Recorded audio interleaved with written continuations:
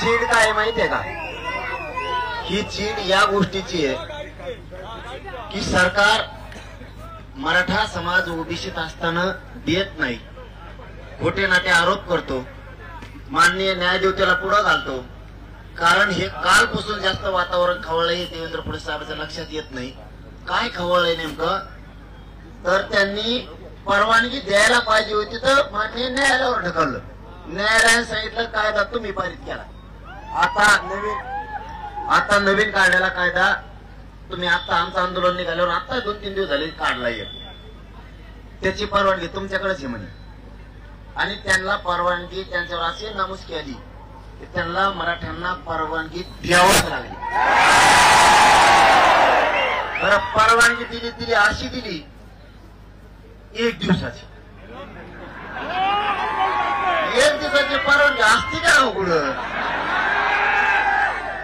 म्हणून मराठ्यात कालपासून अशी चीड गेली आणि नाराजीची अशी लाट उसळली की देवेंद्र फडणवीस जाणून बुजून मराठ्यांचा अपमान करतोय, मराठ्यांचा संघर्ष बघतोय. मराठ्यांच्या लक्षात आलं परवानगी देणं सरकारच्या हातात हे कालपासून लक्षात आलं आणि 1 दिवसाची देतो याचा अर्थ मराठ्यांचा हे अपमान आहे. आता आम्ही बसणार म्हणजे बसणार हे राज्यातल्या मराठ्यांचे. आणखीन पण या नारायणगावतून मुख्यमंत्र्यांना जाहीरपणाने सांगतो, तुमच्या हातातली वेळ गेली नाही.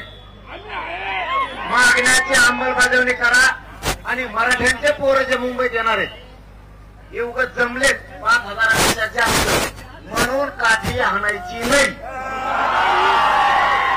मी माझ्या जातीला काय समजून सांगायचं सांगल, मी सांगूच तर त्याला डावचायचं सुद्धा नाही.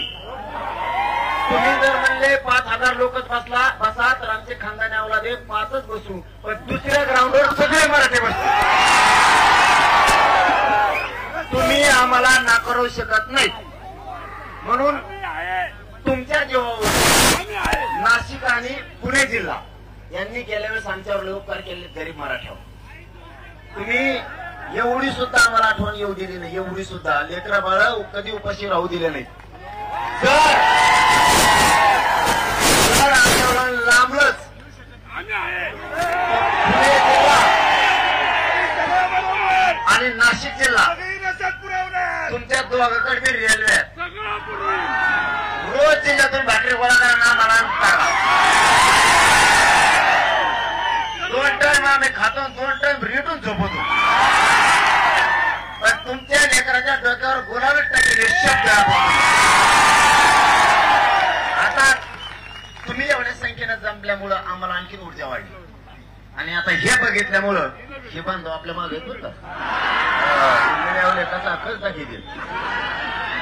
आणि आता हे काय गेलं त्याची झोप उडाली आणि त्याची जर झोप नाही उडाली तर खरंच हे हिंदू विरोधी माणूस आहे म्हणून जाहीर करायचं. आता त्यांनी जागा होणं गरजेचं आहे. नारायणगावचा शेवटचा शब्द वापरतो आणि विनंती करतो, फडणवीस साहेब, मुख्यमंत्री साहेब, तुमच्या हातातून आणखी वेळ गेली नाही. मराठ्यांचा सन्मान करा, मराठ्यांच्या सगळ्या मागण्याची अंमलबजावणी करा, मराठ्यांचा अपमान करू नका. नाही तर हे आग्या मोवळ असं खवळलंय. तुम्हाला वाटतंय महिले चलतीये हे फक्त मी गप बस म्हणून गप बसतेत, नाही तर हे तर राज्यात चाक सुद्धा फिरून देणार नाही. तर याला मराठीचे आवाज नाही. तुमच्या हातातून वेळ गेली नाही. मागण्याची अंमलबजावणी करा. हे मराठी आयुष्यभर तुम्हाला जीव लावतील. पण जर आपण आता केला आणि पोराला मुंबईत त्रास दिला तर पुणे जिल्हा नारायण गावावरून या नगरीवरून तुम्ही ओळखून घ्या पुणे जिल्ह्यात आणि महाराष्ट्रात काय होऊ शकतं. धन्यवाद.